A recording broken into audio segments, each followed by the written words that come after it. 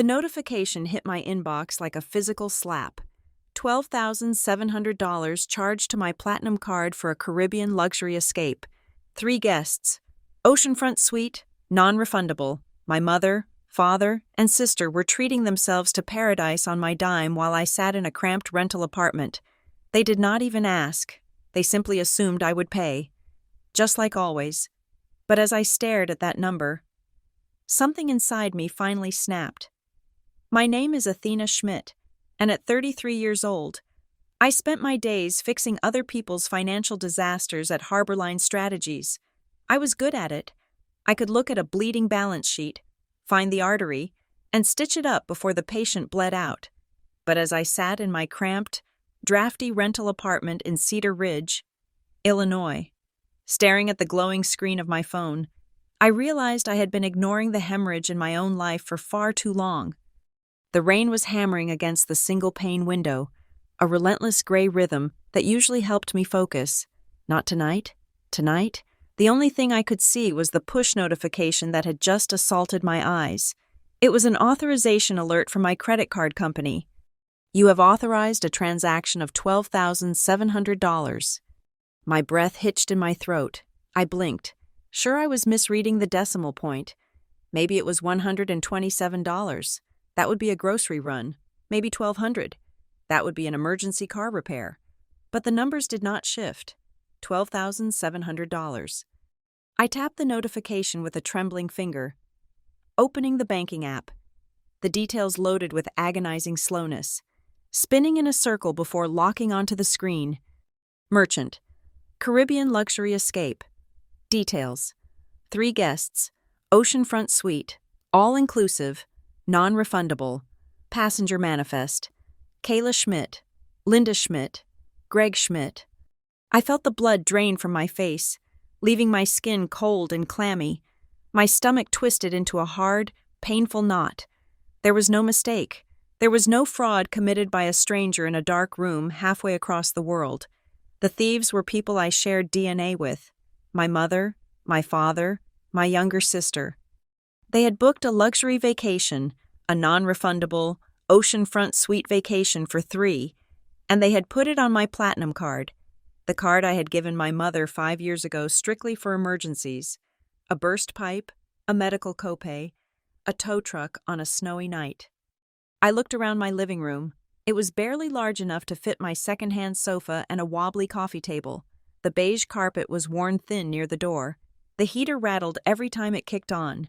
Struggling to fight the Illinois chill, I paid $1,200 a month for this box, eating leftovers and skipping happy hours to save every penny I could. Meanwhile, 3,000 miles away, my family was about to sip cocktails on a private balcony I was paying for. My hand shook as I dialed my mother's number. It rang once, twice. "Athena!" Linda's voice burst through the speaker, loud and breathless. In the background, I could hear the distinct, rhythmic clatter of hard-shell suitcase wheels rolling over terrazzo flooring.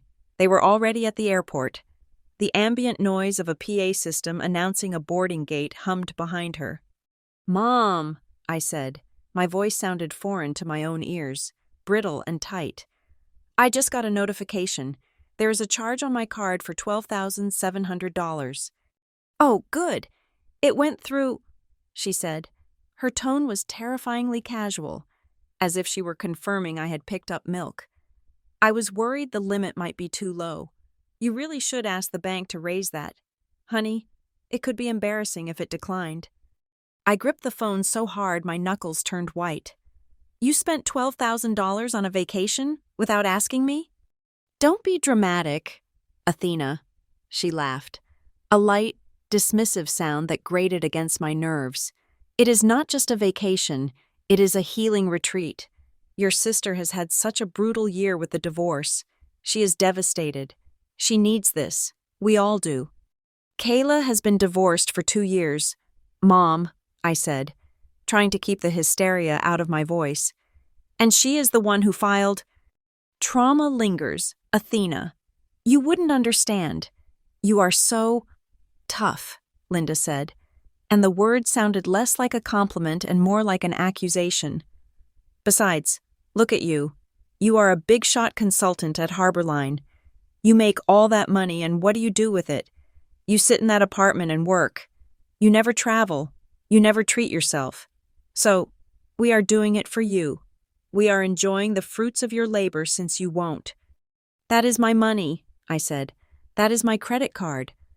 And we are family, she countered, her voice losing its lightness and taking on that familiar steely edge of maternal guilt-tripping. Family means what is yours is ours. We raised you. We sacrificed for you.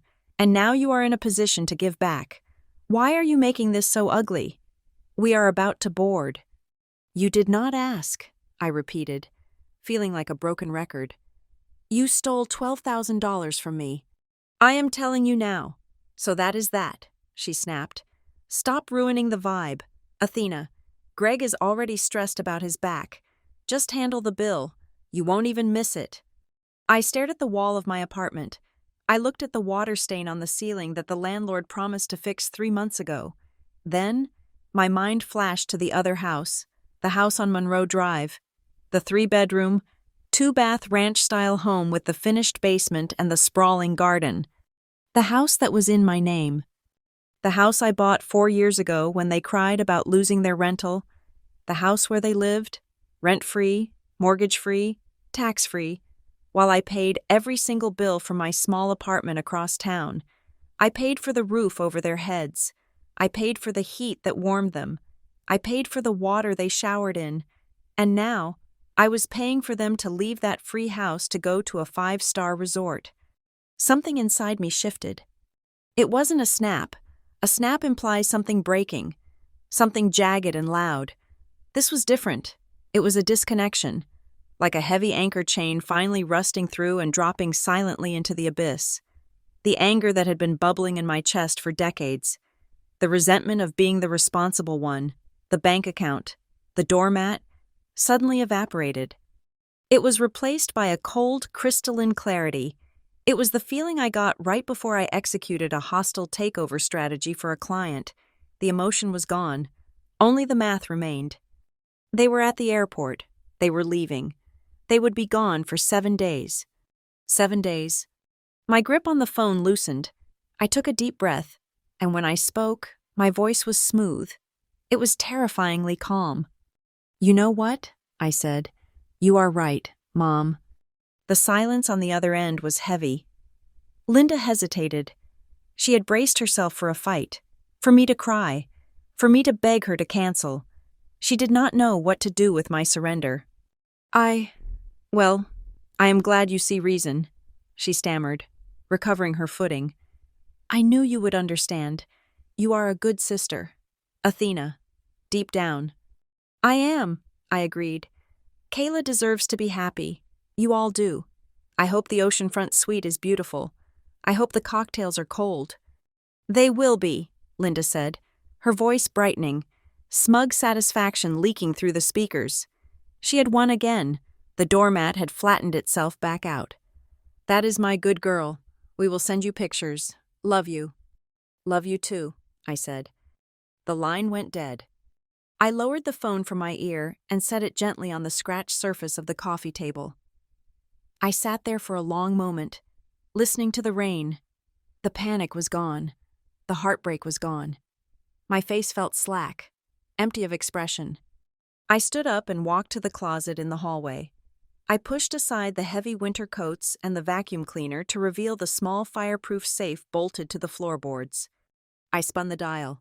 Right to 18, left to 4, right to 27. The heavy door clicked open. I reached inside and bypassed my birth certificate. I bypassed the small stack of emergency cash. My fingers closed around a thick manila envelope at the bottom. I pulled it out and carried it to the kitchen table. I switched on the overhead light, the fluorescent bulb flickering once before humming to life. I opened the clasp and slid the documents out. The deed of trust, the title. The property address was printed in bold, black letters, 247 Monroe Drive. Owner, Athena Schmidt. There were no other names, no Linda, no Greg, no Kayla, just me. $12,700, I whispered to the empty room. That was the price of admission. That was the fee they had charged to unlock the consequences of a lifetime of disrespect. They thought they were going on a vacation. They thought they would come back to their free house, with their free utilities, and their daughter who would quietly pay off the credit card bill over the next 6 months while eating instant ramen. They were wrong. I smoothed my hand over the deed. The paper felt cool and crisp under my fingertips. "Have a great trip," I said again, and this time, a small, razor-sharp smile touched the corners of my lips. I picked up my phone, but I didn't call the bank to cancel the charge. Not yet. Instead, I opened my calendar. I marked the date of their return. Then I looked at the week of empty days stretching out before me. 7 days. 168 hours. It was plenty of time. The steam rising from my coffee mug did little to warm the chill settling deep in my bones. I took a sip. It was bitter and lukewarm, sitting heavy on my tongue. I stared at the glowing screen of my laptop, but I was not seeing the transaction details anymore. I was seeing a timeline. The $12,700 was not a sudden error in judgment. It was not a momentary lapse of reason or a misunderstanding of boundaries. It was the summit of a mountain they had been building, stone by stone, for my entire life. To understand why I did not scream, why I did not throw the phone across the room, you have to understand where I came from. We grew up in a small, Rust Belt town in Indiana where the sky was perpetually gray and aspirations usually died before high school graduation. In the Schmidt household, roles were assigned at birth, stamped onto our foreheads like expiration dates. Kayla was the princess.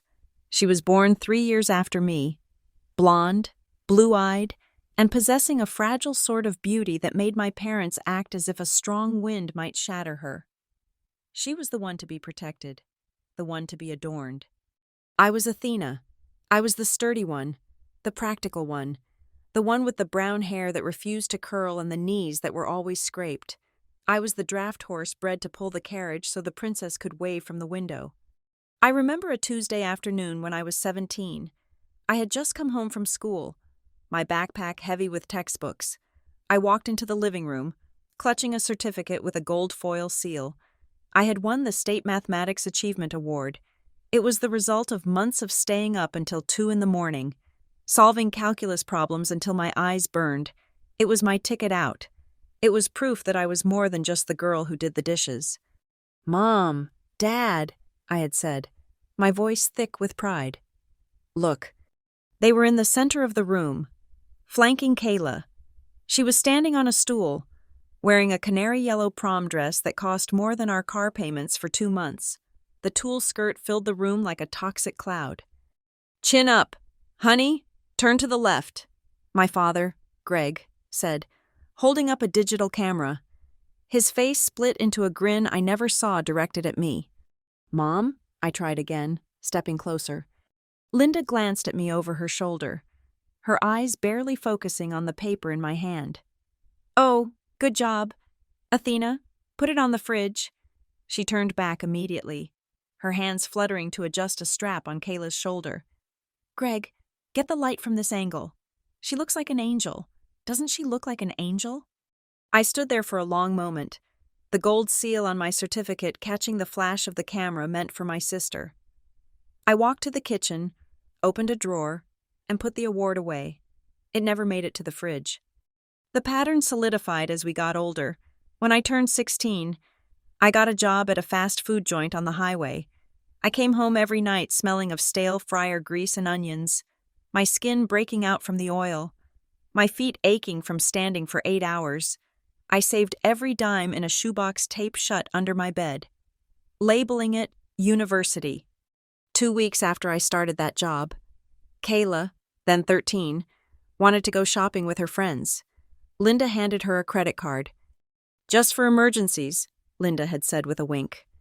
The emergency turned out to be a pair of designer jeans and a limited edition eyeshadow palette. When the bill came, Greg just sighed and paid it. When I asked for $20 for a field trip, I was told money was tight and I should use my wages. I learned then that money was a finite resource for me, but a renewable one for Kayla. Then there was the matter of Grandma Rose. My maternal grandmother was a sharp-tongued woman who saw things clearly. When she passed away during my freshman year of college, she left a small inheritance. It was $5,000 in her will. She specified it was for Athena, for her education or a home. I was away at school, working double shifts at the library and a coffee shop to pay my tuition. Linda called me after the funeral. "We are going to hold on to that money for you," she said, her voice smooth and reasonable. "You are too young to manage that kind of cash. We will keep it safe in a savings account until you graduate or want to buy a house. It will be our little nest egg for you." I believed her. I wanted to believe that they were looking out for me. 4 years later, when I graduated, summa cum laude, with zero fanfare from my parents, because Kayla was having a crisis about dropping out of beauty school, I asked about the money. I wanted to put a deposit on an apartment. Linda had looked at me with genuine confusion. "What money?" "Grandma's money," I said. "The $5,000? "Oh, honey," she laughed, a dismissive sound that made me feel small. "We used that years ago. The roof needed fixing, and Kayla needed braces. You know how expensive dental work is. Besides, family money is family money. It all comes out of the same pot." I never saw a cent of it. While I worked 2 jobs to keep my student loans down, they took out Parent Plus loans. They could not afford to send Kayla to a private liberal arts college she had no business attending. It was a school worthy of her potential, they said. She dropped out after 3 semesters because the 8 a.m. classes were too stressful, then switched to a graphic design program, then a culinary course. Each pivot cost thousands. Each pivot was funded by debt my parents accumulated. Convinced she was just misunderstood. But the knife twisted deepest 3 years ago. I had finally done it. I had clawed my way up at Harborline Strategies. I had saved enough for a 20% down payment. I bought the house on Monroe Drive. It was my sanctuary, a symbol that I had survived them. I stood in the empty living room, holding the keys, the smell of fresh paint and possibility filling my lungs. My phone rang. It was Greg. He was crying. They had lost everything. A bad investment scheme, combined with years of living beyond their means to fund the appearance of success, had caught up with them. The bank was foreclosing on their house in Indiana. They had nowhere to go. "Just for 6 months, Athena," Linda had sobbed into the phone. "Just until we get back on our feet. We will stay in the guest room. We won't be a burden. Please, you are the only one who succeeded. You are our only hope." I let them in. It was the biggest mistake of my life. I remember the day the moving truck arrived. It was not a few suitcases. It was their entire life. I watched in horror as the movers started carrying my boxes, my books, my winter clothes, my exercise equipment, out of the master bedroom and into the garage. "What are you doing?" I asked, panic rising in my chest. "Well, your father has a bad back," Linda said, directing the movers to place her king-sized mattress in my room. "We need the ensuite bathroom. You are young. You can take the smaller room down the hall. It makes more sense." Within a week, my sanctuary was gone. The living room was filled with their clutter. The fridge was stocked with food I didn't eat, but was expected to pay for. The 6 months deadline came and went. Whenever I brought it up, I was accused of being heartless. "Kicking your parents out on the street?" they would say. "After all we did for you?" Then Kayla moved in 6 months later, claiming she needed emotional support, after her husband finally got tired of her spending and filed for divorce. She took the second bedroom. I was relegated to the smallest room, the one meant for a nursery or an office. The final straw for my personal life came a year ago. I was dating David, an architect. He was kind, quiet, and stable. I liked him. I invited him over for dinner, hoping to salvage some semblance of normalcy. We were sitting at the dining table. I had cooked a roast. Linda walked in, wearing her bathrobe at 7 in the evening, and poured herself a glass of wine without acknowledging David. "So," David said, trying to be polite, "Athena tells me you are enjoying the house. It is a great property." Linda took a long sip of wine and set the glass down hard. "It is a family home," she declared, staring him down. "We allow Athena to stay here because she helps out. But let us be clear, this is the Schmidt house, and frankly, we prefer quiet evenings. If you two young people want to make noise and play house, you should go get a hotel room." I saw the light go out in David's eyes. He finished his meal in silence and broke up with me 2 days later. He told me he couldn't be with a woman who was a guest in her own life. He was right. I looked down at the coffee mug in my hand. The liquid was completely cold now. For years, I told myself I was being a good daughter. I told myself that their financial illiteracy was a disability I had to accommodate. I told myself that because I could earn money, I had a moral obligation to support those who could not, or would not. But this charge, $12,700, it wasn't just a vacation, it was a message. It was a declaration that I did not exist as a person to them. I was a resource. I was a vein of gold they were mining until the mountain collapsed. They did not invite me because they did not want me there. They only wanted what I could provide.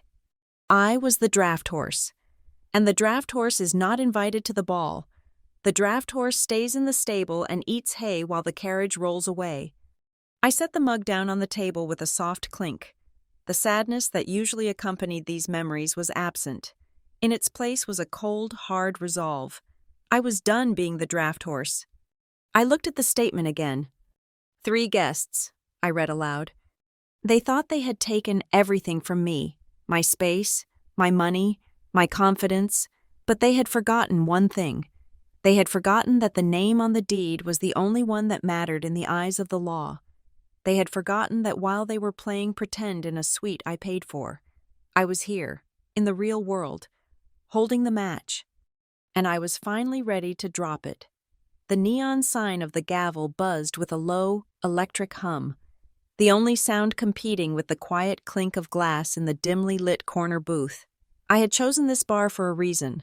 It was dark, it was quiet, and it was 3 towns over from Cedar Ridge. I did not want to run into anyone who would ask why Athena Schmidt looked like she was planning a murder. Across from me sat Jade Parker. We had gone to college together, bonding over late-night study sessions and cheap instant coffee. Now, she was a fierce civil litigator who wore sharp blazers and terrifyingly high heels. She was the only person I trusted to look at the wreckage of my life without judging me for letting it happen. I slid a heavy black binder across the polished wood table. It landed with a thud that felt heavier than its physical weight.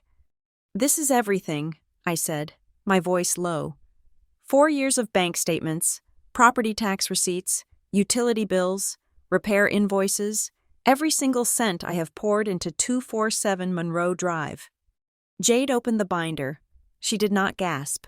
She did not shake her head. She went into lawyer mode. Her eyes scanned the documents with laser focus, her finger tracing the lines of red ink I had used to highlight the expenses. Roof repair, $8,000, paid by Athena Schmidt. She read aloud, her tone flat and professional. HVAC replacement, $5,500, paid by Athena Schmidt. Property taxes, semi-annual, $3,200, paid by Athena Schmidt. She flipped page after page. Grocery bills, cable, internet, landscaping service. She looked up at me, her expression unreadable. "Is there anything here paid by Greg or Linda Schmidt? Anything at all? A $50 contribution for electricity? A bag of groceries?" "No," I said. "Not a dime. In fact, if you look at the last tab, you will see the cash withdrawals I made to give them walking around money." Jade closed the binder slowly. She took a sip of her martini, her eyes narrowing. "This establishes a pattern of financial dependency. Certainly. But legally, if you allowed it, it is considered a gift. Unless we can prove coercion, getting this money back is a long shot." "I do not want the money back, Jade," I said, leaning forward. "I want out. I want to sell the house. I want to know if they can stop me." Jade tapped a manicured fingernail on the table. "The deed. You are sure, absolutely 100% sure, that you are the sole owner on the title? You never added them? Not even for estate planning purposes? Never, I said. I bought it. I signed it. It is mine. Okay, Jade said. But have you signed anything else? A power of attorney?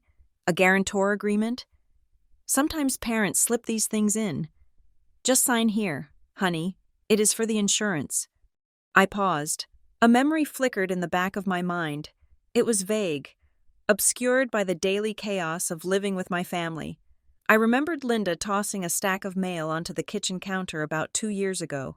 Most of it was junk, flyers for pizza, pre-approved credit card offers, but there had been a thick envelope from the bank. When I reached for it, Linda had snatched it up. "It is just warranty nonsense for the dishwasher," she had said, throwing it into the junk drawer in the garage where they kept old manuals and broken remotes. "I will file it." I had never seen it again. "There was an envelope," I said slowly. 2 years ago, Mom said it was warranty paperwork. She hid it in the garage. Jade's eyes sharpened. "You need to find that envelope, and you need to find it before they get on that boat. If they have managed to leverage the property, if there is a lien or a second mortgage you do not know about, selling that house becomes a nightmare." I checked my watch. "They fly out tomorrow morning. They are packing right now." "Go," Jade said. "Play the dutiful daughter. Get into that garage. Find out what they are hiding." The house on Monroe Drive was vibrating with manic energy when I unlocked the front door. Suitcases were exploded all over the living room floor. Clothes were draped over the furniture like shedding skins. "Athena!" Kayla shrieked from the hallway. She was holding up a neon pink bikini top. "Does this make me look washed out? Be honest." I forced a smile onto my face. It felt tight, like a mask that didn't quite fit. "It looks great, Kayla. Very tropical." Linda bustled out of the kitchen, holding a travel-sized bottle of sunscreen. "Oh, you are here. Did you call the credit card company about increasing the limit? I want to buy some duty-free perfume at the airport." The audacity was so breathtaking it almost made me laugh. "I handled it, Mom," I said, my voice steady. "Everything is taken care of." "Good girl," she said, distracted, turning back to her checklist. "Greg, did you pack the back brace?" "I am on it," my father yelled from the bedroom. "I need to grab some old winter coats from the garage," I lied, stepping over a pile of shoes. "I am donating some stuff to charity, and I think I left a box in there." "Don't make a mess," Linda warned. "I just organized the shelves out there." "I will be quick." I stepped into the garage and closed the door behind me. The air was cool and smelled of gasoline and dust. This was where my life had been exiled. My books were in damp cardboard boxes stacked against the wall. My grandmother's antique rocking chair was buried under a pile of Greg's golf clubs. I moved to the metal shelving unit in the corner. This was Linda's filing system, a chaotic mess of shoeboxes stuffed with receipts, manuals, and expired coupons. My heart was hammering against my ribs. I felt like a burglar in my own home. I could hear them laughing inside the house, the muffled sound of the TV, the normalcy of it all contrasting with the cold sweat prickling my neck. I pulled down the box labeled house stuff. I rifled through it, instructions for a blender, a warranty for a toaster oven, a receipt for a lawnmower repair Greg had promised to pay me back for but never did. And then, at the very bottom, beneath a stack of takeout menus, I saw it. It was a letter from First National Bank. The envelope had been ripped open, likely in haste. The date stamp was from 26 months ago. I pulled the letter out, my hands trembling. "Dear Mr. and Mrs. Schmidt, regarding your application for a home equity line of credit, HELOC, in the amount of $80,000 secured by the property at 247 Monroe Drive." My breath stopped. $80,000. They had tried to take out a loan against my house. They wanted to strip $80,000 of equity out of the only asset I owned. I kept reading, my eyes racing down the page to the rejection section. "We regret to inform you that we cannot process this application. The signature provided for the property owner, Athena Schmidt, does not match the specimen on file. Furthermore, Our records indicate that the property owner must be present to notarize such documents. Please contact our fraud department if you believe this is an error. I leaned back against the cold concrete wall, the paper shaking in my hand. They hadn't just tried to borrow money. They had tried to forge my signature. My father, the man who taught me to ride a bike, my mother, the woman who claimed family was everything. They had sat at the kitchen table, filled out a loan application in my name, and one of them had taken a pen and tried to become me. They had tried to steal $80,000 of my future. The only reason they failed was because they were incompetent criminals. The bank had caught them. And they had never said a word.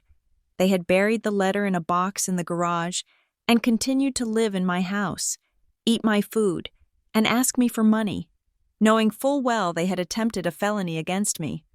The $12,700 vacation was not an anomaly. It was not a mistake.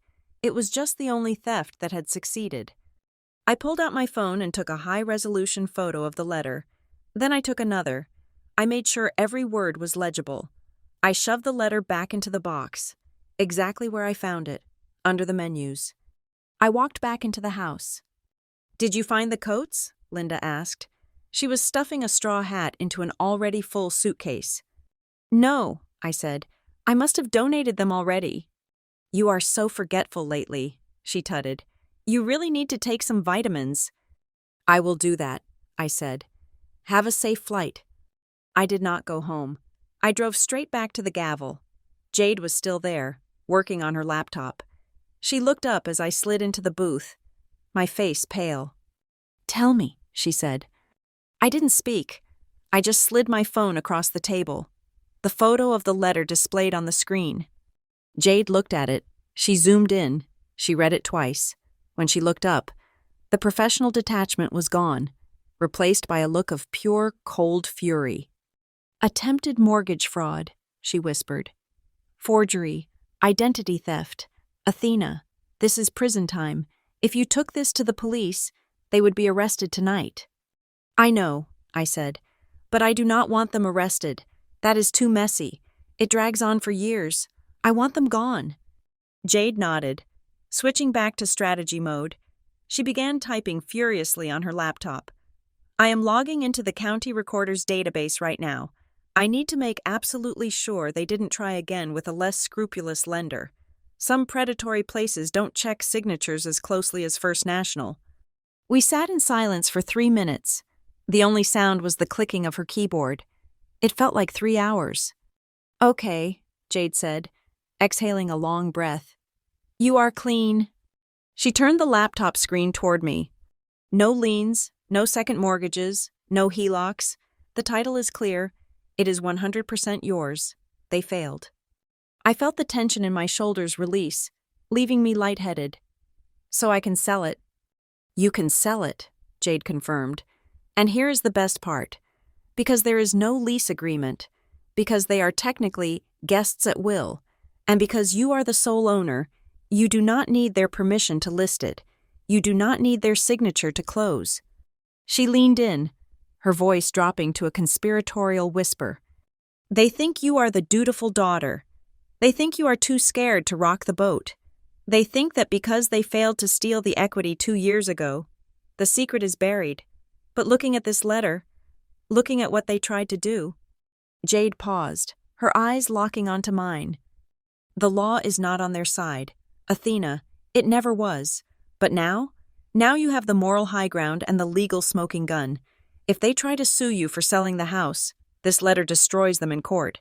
No judge will grant them squatters' rights or equity claims when we can prove they tried to defraud the owner." She reached across the table and squeezed my hand. Her grip was firm. "This is the cleanest break you are ever going to get. They are leaving the country for 7 days. The house is empty. The title is clear. You have the power." I looked at the phone screen one last time, at the rejection letter that proved my parents were not just selfish, but calculating. The sadness I had felt earlier was completely gone. The hesitation was incinerated. "Draft the power of attorney," I told Jade. "I want you to handle the closing if I'm not in the room. I want this bulletproof." "Consider it done," Jade said. I stood up. "I have a house to sell. I walked out of the bar and into the night. The air was crisp and cold. For the first time in my life, I did not feel like a daughter. I did not feel like a sister. I felt like the CEO of my own existence, and I had just decided to liquidate the liabilities. Back in my apartment, the air smelled of dry erase markers and cold coffee. I had dragged a small, portable whiteboard into the center of the living room. It was usually reserved for brainstorming complex portfolio allocations for my clients, but tonight, it held the blueprint for my own liberation. I uncapped a red marker and drew a straight horizontal line across the board. Timeline of operations. I checked the flight itinerary I had downloaded from the airline's website using Kayla's booking reference. Friday, 0800 hours. Family departs for O'Hare International Airport. Friday, 11:30 hours. Flight to Miami departs. Saturday, 1600 hours. Cruise ship. The Azure Horizon departs port. Communication blackout expected for at least 48 hours while at sea. I stared at the gap between Friday morning and Saturday afternoon. That was my window. 24 hours to erase their existence from the property records. 7 days to physically erase them from the premises. I picked up my phone and dialed a number I had saved years ago but never used. Marisol Vega, Vega Real Estate Group. A sharp, professional voice answered on the second ring. Marisol, this is Athena Schmidt. We met at the Chamber of Commerce mixer 3 years ago. You gave me your card and told me if I ever wanted to sell a property off-market to serious investors, I should call you. Athena, the financial consultant, Marisol replied instantly. Her memory was legendary. I remember. You look like you play chess while everyone else is playing checkers. What do you have for me? I have a single-family home on Monroe Drive, 3 bedrooms, 2 baths, finished basement, great school district. I kept my voice flat, businesslike. I have tenants currently living there, but they are leaving for a vacation on Friday morning. The property will be vacant for 7 days. I need it sold, signed, and closed before they get back. 7 days is tight, even for me, Marisol said, though I could hear the intrigue in her voice. Why the rush? The tenants are difficult, I said, choosing my words carefully. I want to liquidate the asset while the property is empty to avoid any confrontations during showings. I am looking for cash buyers only. No financing contingencies. I need speed over top dollar. I have a list of 5 investors who are looking for exactly that kind of deal in Cedar Ridge. Marisol said, When can I see it? Friday morning, 9 o'clock, sharp. Friday morning arrived with a sky the color of bruised iron. I pulled my sedan into the driveway of the Monroe Drive house at exactly 8:15. The trunk of the taxi was open, and my father was struggling to shove a massive hard-shell suitcase inside. Careful with that, Linda shouted from the porch. My serums are in there. I stepped out of the car, wearing my work clothes, a navy blazer and slacks. I looked like I was stopping by on my way to the office. Morning, I called out. Oh, you are here, Linda said, not looking at me. She was checking her reflection in the front window. Did you remember to call the landscaper? I do not want to come back to a jungle. I handled it, I lied. I came over to check that water heater you were complaining about. You said it was making a banging noise? It sounds like a dying cow, Linda said, rolling her eyes. Honestly, Athena, this house is falling apart. You really need to invest more in maintenance if you expect us to live comfortably. The noise kept Greg up half the night. I will take a look at it while you guys are gone, I said. I might need to drain the tank. That is why I came by early, to get the key and make sure everything is secure. Key is under the mat, as always, Greg grunted, slamming the taxi trunk shut. He wiped sweat from his forehead. We are late. Kayla, let's go. Kayla emerged from the house, wearing oversized sunglasses and a wide-brimmed hat. She looked like a celebrity trying to avoid paparazzi. Bye, Athena. Thanks for the trip. Don't work too hard. She blew me a kiss that didn't land. Have fun, I said. Send photos. I watched as they piled into the taxi. Linda rolled down the window as the car began to reverse. There is a casserole in the fridge if you want it, she shouted. It is from Tuesday, so smell it first." And then, they were gone. I stood in the driveway, watching the taxi disappear around the corner. The silence that descended on the street was heavy. I checked my watch, 8:30. I walked to the front door, lifted the mat, and retrieved the key. I unlocked the door and stepped inside. The house smelled of their perfume and stale toast. It was cluttered, chaotic, and suffocating. I walked straight to the basement, but I didn't touch the water heater. It was fine. The noise Linda heard was likely the pipes expanding because she kept the thermostat set to 75 degrees in the middle of winter. I waited. At exactly 9 o'clock, a sleek black SUV pulled up to the curb. Marisol Vega stepped out. She was wearing a trench coat and carrying a laser measuring tool. She looked like a surgeon arriving at an operating theater. I opened the door before she could knock. "Athena," she nodded. "Right on time." "Come in," I said. "Excuse the mess. The tenants are not the tidiest." Marisol stepped inside, her eyes immediately scanning the structure, ignoring the surface clutter. She looked at the hardwood floors, the crown molding, the natural light pouring into the living room. "Good bones," she murmured. "Hardwood looks original. Windows are double pane?" "Replaced 4 years ago," I said. "Roof is 3 years old.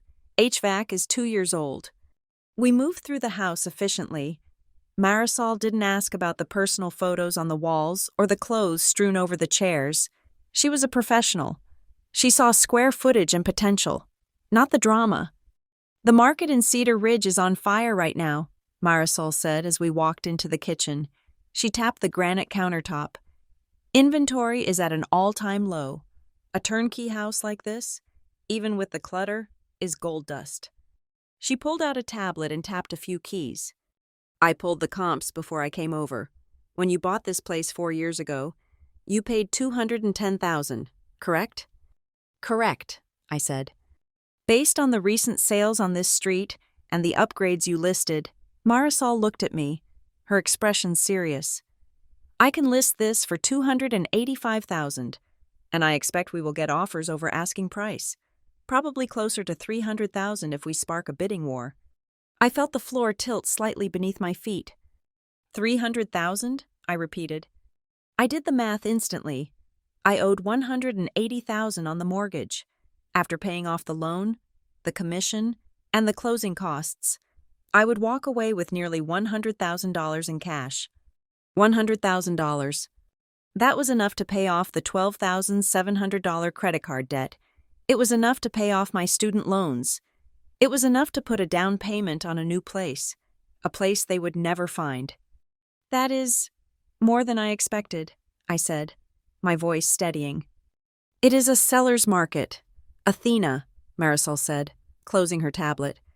"But to get that price and a fast close, we need to move now. I can have the listing live by tomorrow morning. I will blast it to my private investor list this afternoon." "No," I said, "not tomorrow." I walked to the window and looked out at the street. I thought about the timeline on my whiteboard. "Wait until Saturday afternoon," I said. 4 o'clock. I want the listing to go live only after the tenants are completely out of range. I didn't want neighbors seeing the for sale sign and calling Linda while she was still at the airport or waiting to board the ship. I needed them to be on the water. I needed them to be surrounded by the ocean, with no cell service and no way to rush back. "Saturday afternoon," Marisol agreed. "I will have the paperwork ready for you to sign electronically. We can do digital showings for the investors based on the photos I take today. If we price it right, we will have offers by Sunday night." "Perfect," I said. Marisol spent another 20 minutes taking photos. She was strategic, framing the shots to minimize the clutter, focusing on the architectural details. When she was done, she shook my hand. "You are making a smart move," she said. "This market won't last forever. Cashing out now is the right play."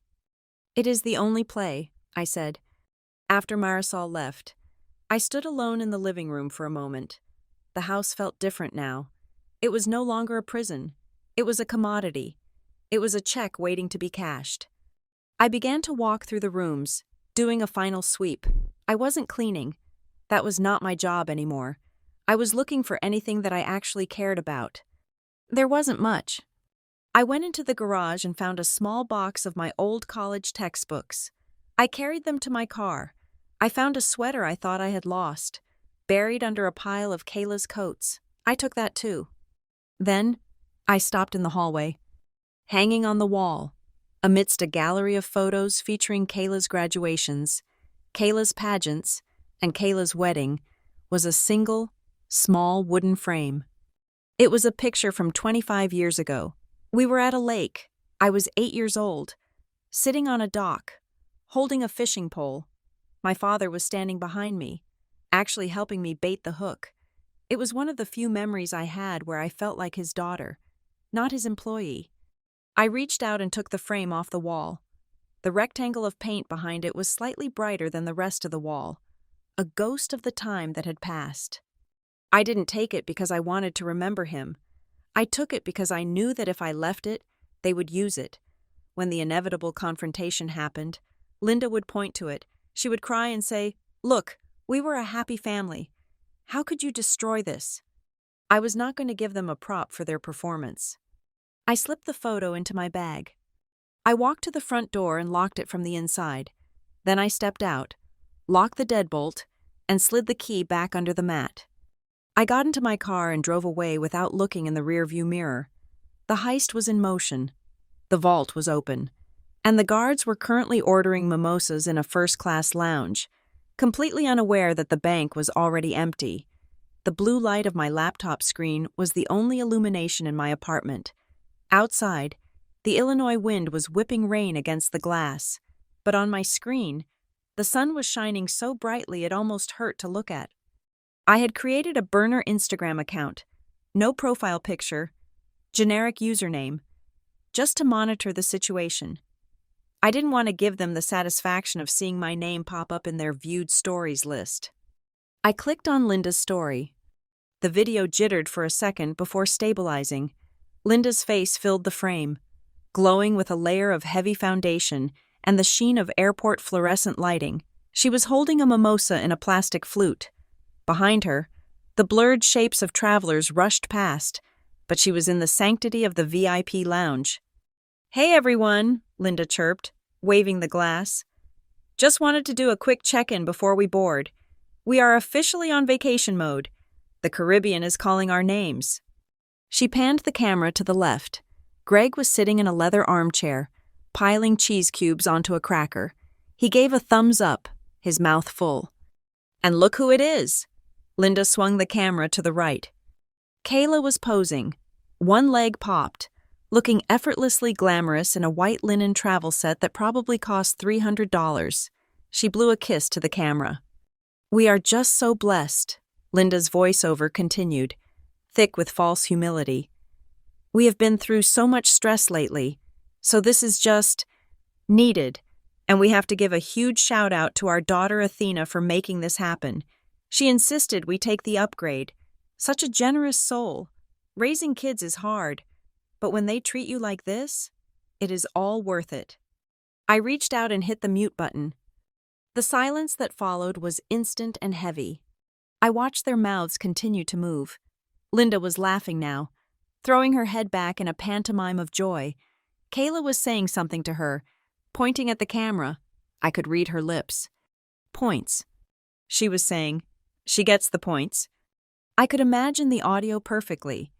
Kayla was probably joking that I shouldn't complain, because the miles I earned on the credit card would be my souvenir. I looked away from the screen to the document sitting on my desk. It was the exclusive right to sell agreement, alongside a limited power of attorney granting Marisol Vega the authority to sign closing documents on my behalf. On the screen, my mother was toasting to my generosity. On my desk, I was uncapping a pen to evict her. The contrast was so sharp it felt like a physical cut. They were celebrating the fruit of the tree while I was busy chopping it down at the roots. I signed my name at the bottom of the page, Athena Schmidt. The ink was black and permanent. I dated it. Then I scanned it and hit send. 48 hours later, the silence from the ocean began. They were on the ship now, likely somewhere off the coast of Florida. disconnected from the grid, unless they paid for the exorbitant satellite internet. I knew they wouldn't pay for it. They only spent money when it wasn't theirs. My phone buzzed. It was Marisol. "We have activity," she said. Her voice was brisk, professional, but laced with excitement. "The listing went live on the private network 4 hours ago. I have conducted 3 video tours. We have 2 offers on the table already." I sat up straighter. "Talk to me." "Okay, offer number 1," Marisol said. "It is from a nonprofit organization called the Haven Project. They buy residential properties and convert them into transitional housing for victims of domestic violence. It is a noble cause. They are offering $260,000, cash, quick close." I felt a pang of sympathy. It would be poetic, in a way, to turn the house that had been my prison into a sanctuary for women escaping their own prisons. It was the good karma choice. "And the second?" I asked. "Mason and Eliza Rowe," Marisol said. "Young couple. Mason is a structural engineer. Eliza is a teacher. They are currently in a 1-bedroom apartment, and Eliza is 7 months pregnant. They have been outbid on 5 houses in the last 2 months. They saw the listing, and Mason drove by the house immediately. They are offering $295,000, cash. They have the funds from an inheritance and savings. And Athena? They wrote a letter." "Read it," I said. Marisol cleared her throat. "Dear seller, we know this is a business transaction, but to us, it is a future. We are bringing a baby girl into the world in 8 weeks. We love the garden. We love the light in the kitchen. We promise to respect the home you built and fill it with love, not just furniture. We can close in 5 days. Please." I closed my eyes. I thought about Linda complaining about the water heater. I thought about Greg kicking my boxes into the garage. I thought about Kayla treating the place like a hotel where the maid service was her sister. They had never respected the house. To them, it was just a roof they didn't have to pay for. Then I pictured this couple, Mason and Eliza. I imagined a pregnant woman walking through the rooms, planning a nursery in the small bedroom where I had spent the last 3 years sleeping on a twin mattress. I imagined a man fixing the squeaky step instead of complaining about it. "The money is better with the Rows," I said, my voice quiet. "But that is not why I am choosing them." "I understand," Marisol said softly. "They will actually live there," I said. "They won't just occupy it. Sell it to the Rows. Tell them they can have the keys on Friday." "Done," Marisol said. "I will draw up the acceptance.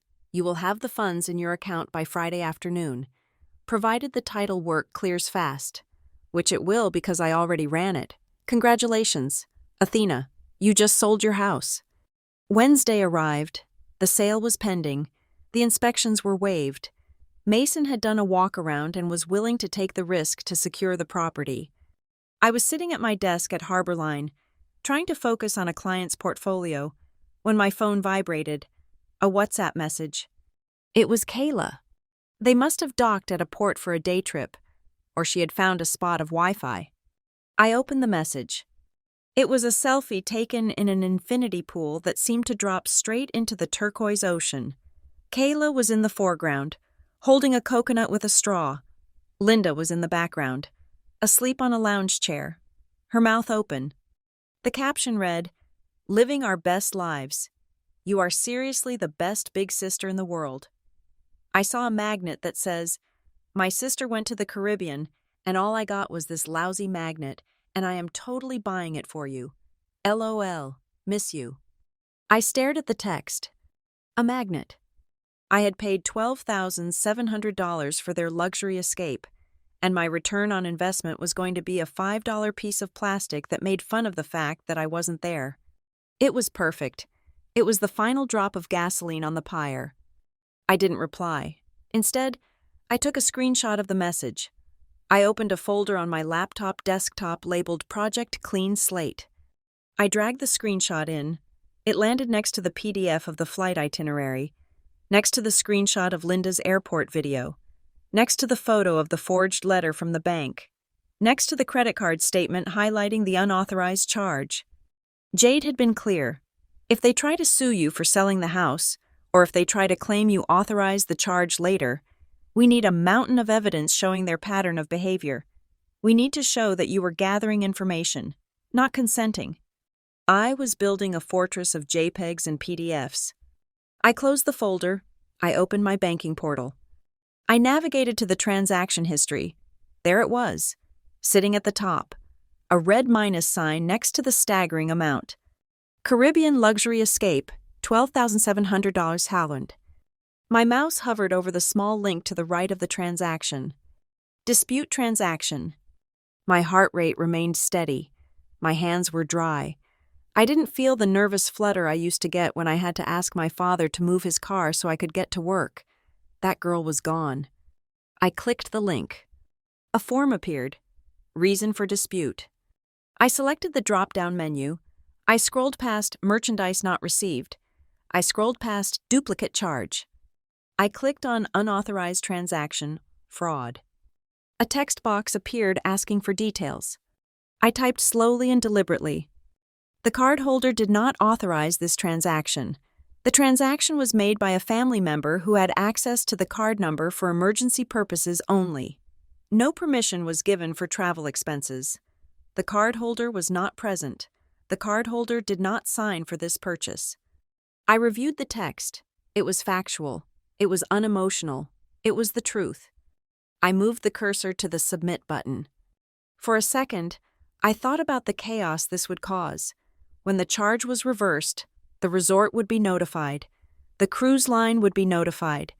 Depending on how fast the bank moved, their key cards might stop working.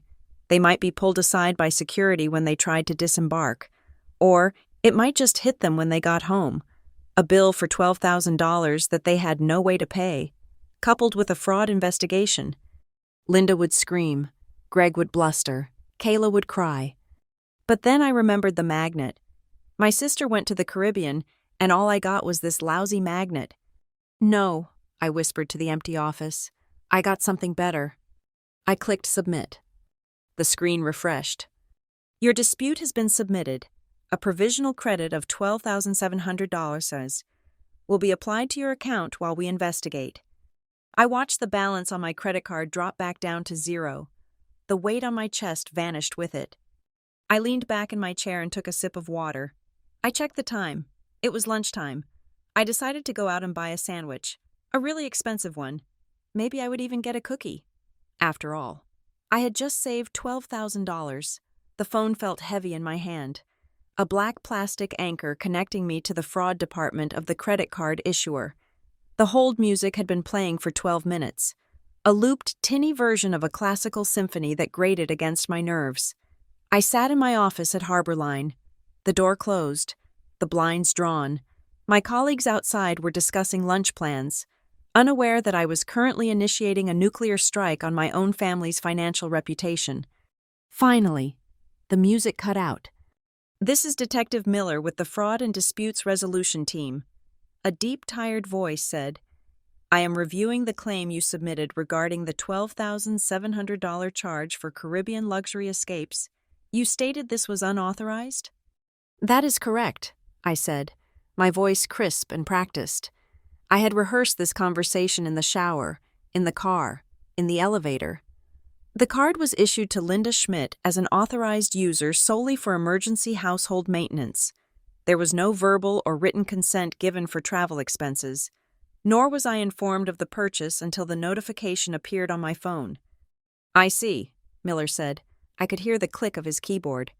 Ms. Schmidt, usually in cases of familial authorized users, this is considered a civil dispute, not fraud. However, you marked this as identity theft and misuse of credit. Because it is misuse, I countered. If I give an employee a corporate card for office supplies and they buy a speedboat, that is embezzlement. This is no different. I am prepared to sign a sworn affidavit stating I did not authorize this charge. There was a pause on the line. Okay, if you pursue this, we will open a full investigation. We will contact the merchant. We will likely contact the passenger, Linda Schmidt. If the investigation concludes that fraud occurred, we may refer the case to law enforcement. This could impact the credit rating and legal standing of the authorized user. Do you understand? I understand, I said. Proceed. One moment, Miller said. The clicking stopped.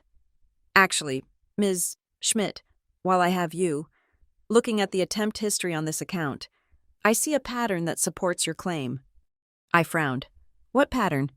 That card hasn't been used in 6 months before this. Not successfully, Miller corrected. But last week, on Tuesday and Wednesday, there were 3 declined transactions. High-value attempted purchases at an online luxury retailer, a handbag for $2,400, a pair of designer shoes for $900. They were flagged by our automated system as unusual activity and blocked. My stomach turned. Last Tuesday, I was at work. Who was the recipient? I asked, though I already knew the answer. The shipping address was your billing address on Monroe Drive, Miller said. But the recipient name listed on the order form was not Linda Schmidt. It was Kayla Schmidt. The air left my lungs. Kayla. My sister didn't even have a card. That meant Linda had given her my credit card number, the 16 digits I trusted my mother to guard for emergencies, so Kayla could try to buy herself a designer handbag online. And when it was declined, they didn't call me. They didn't apologize. They just pivoted to a bigger target. They decided that if they couldn't buy the accessories, they might as well buy the whole vacation. It wasn't just theft. It was a conspiracy. They had sat in my living room, entered my numbers, and tried to bleed me dry, day after day. Ms. Schmidt? Miller asked. Did you authorize Kayla Schmidt to use this account? No, I said. The word was cold. Hard iron. I did not. I want those attempts added to the case file. This establishes a pattern of unauthorized access and intent to defraud. Understood, Miller said. I am emailing you the affidavit now. Once you sign and notarize this, there is no turning back. The chargeback process begins immediately. Send it, I said. I hung up. I stared at the blank wall of my office. I thought I would feel guilty. I thought the conditioning of 33 years, the voice in my head that said, protect the family, protect Kayla, would scream in protest. But there was silence. The only thing I felt was the grim satisfaction of a surgeon cutting out a tumor. An hour later, I was sitting in Jade's conference room. The affidavit was signed, notarized by Jade's paralegal, and scanned back to the bank. The first domino had fallen. Now, Jade slid a second document across the mahogany table. It was a single sheet of heavy, cream-colored paper. The notice of financial severance, Jade said. I drafted it based on our conversation. It is formal, it is final, and it is necessary. I picked it up. The language was precise, stripped of all emotion. Dear Greg, Linda, and Kayla. Effective immediately, Athena Schmidt is terminating all financial assistance, support, and guarantees. This includes, but is not limited to, housing, utilities, insurance premiums, debt service, and co-signed loans. Any future debts incurred in my name will be reported to the authorities as identity theft. And this, Jade said, sliding a much thicker document next to it, is the Exhibit A. I looked at the spreadsheet. It was the result of 3 nights of forensic accounting. Jade and I had gone through every bank statement from the last 10 years. We had categorized every loan that was never paid back, every bill I paid because Dad is short this month, every tuition payment for Kayla, every grocery run where I paid the $300 tab. The total was at the bottom, bolded in black, $248,562. I stared at the number. That was a house. That was a retirement fund. That was a life. They cost me $250,000, I whispered. That is just the principal, Jade noted, her voice sharp. If you compounded that with standard market interest, or invested it in the S&P 500, you are looking at nearly $500,000 of lost wealth. They didn't just borrow money, Athena. They stole your future. Send it, I said. Send it to their email addresses. Send a physical copy to the P.O. box they are using while they travel. I want it waiting for them. I reached for the pen to sign the termination letter. My hand hovered for a fraction of a second. I had a flash of my father's face when he taught me to drive. A fleeting moment of patience. Then I remembered Linda's voice on the phone 2 days ago. Family means what is yours is ours.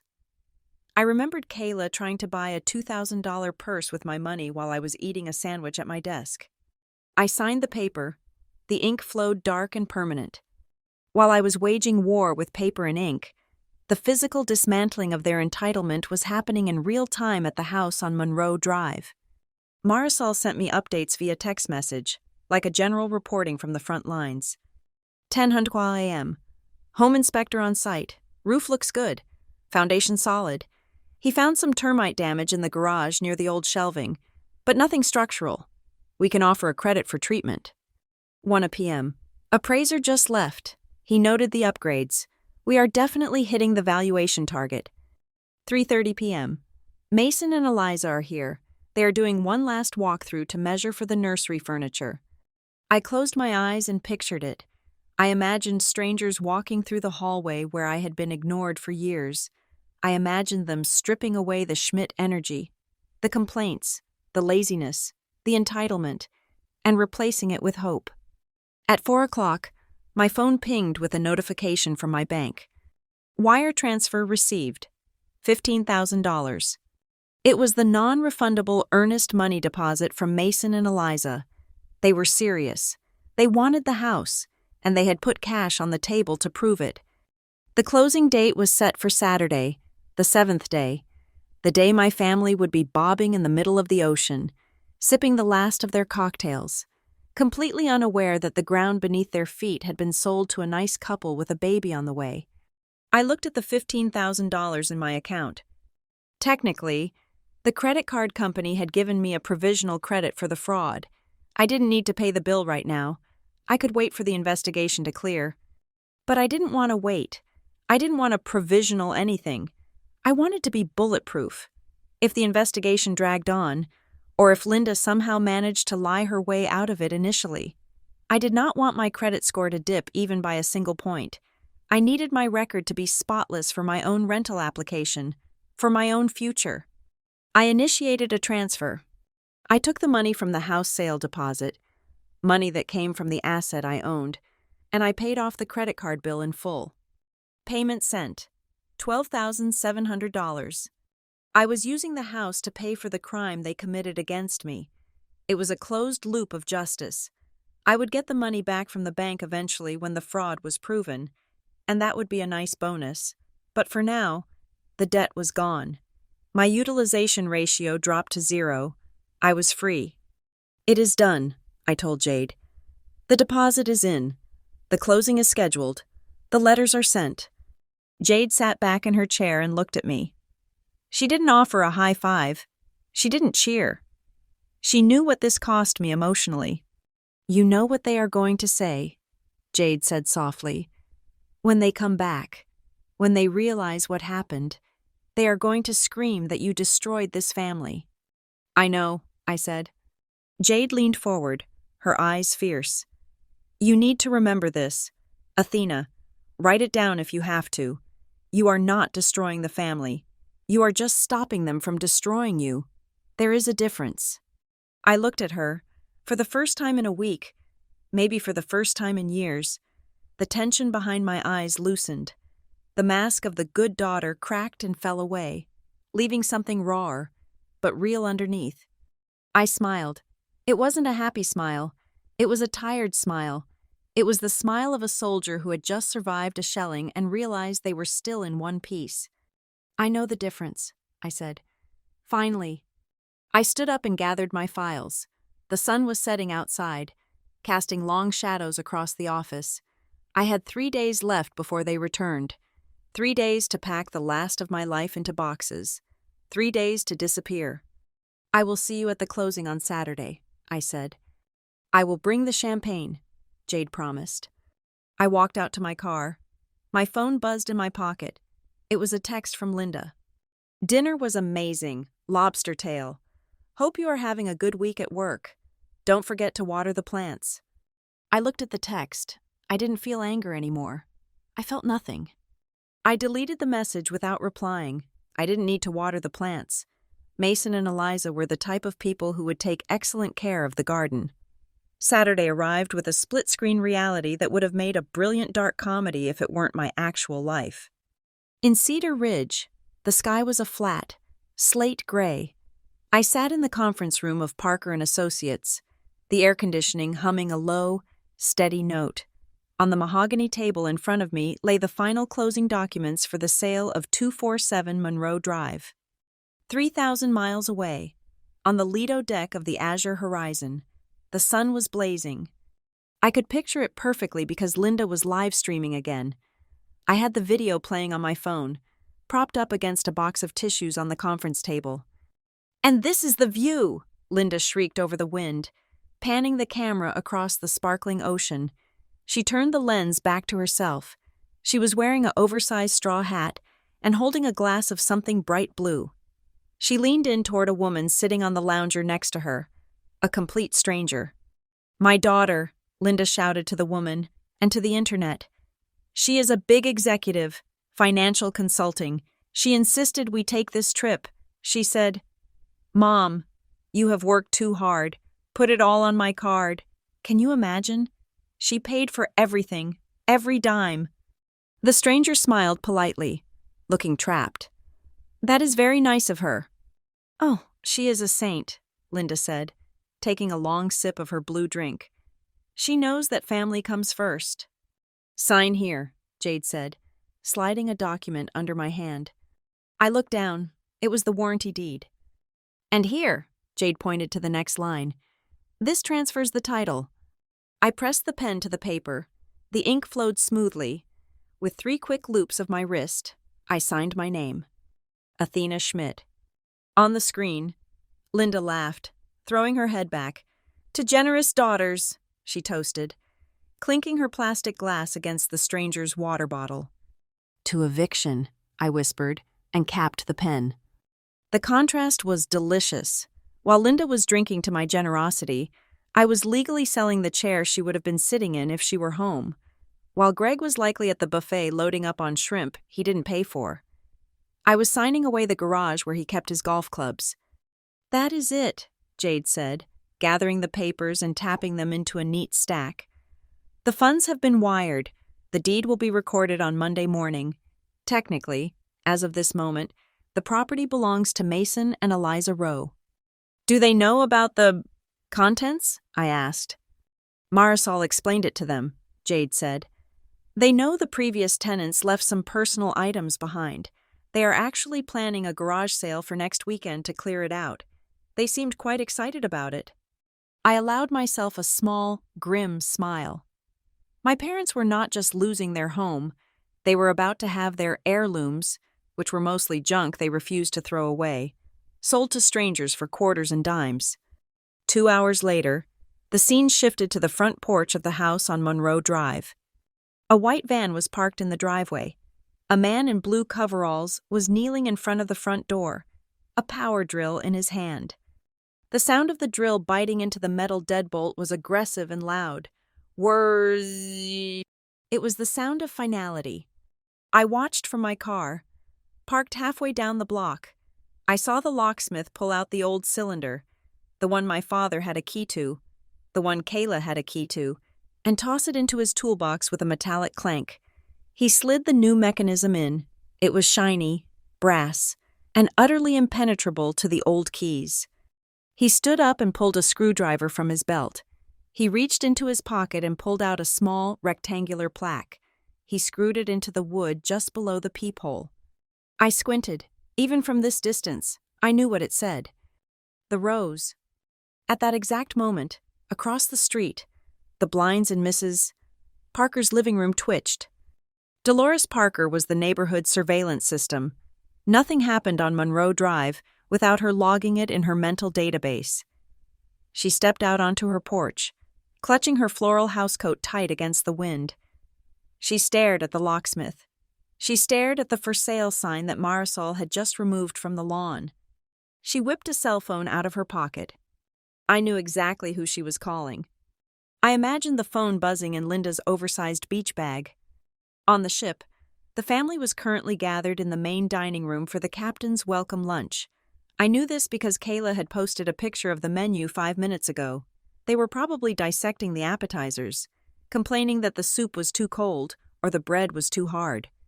Linda's phone would be vibrating against a bottle of sunscreen. Dolores Parker calling. But Linda wouldn't answer. She was on vacation. She was a woman of leisure now. She had probably set her phone to "Do Not Disturb," or simply left it in the cabin to fully immerse herself in the experience of spending my money. I watched Dolores Parker frown at her phone, then try again. Still no answer. Dolores shook her head, looked at the locksmith one last time, and went back inside. The irony was perfect. The one time a gossip could have actually saved them, could have warned them that their castle was being besieged, was the one time Linda decided she was too important to take a call from a neighbor.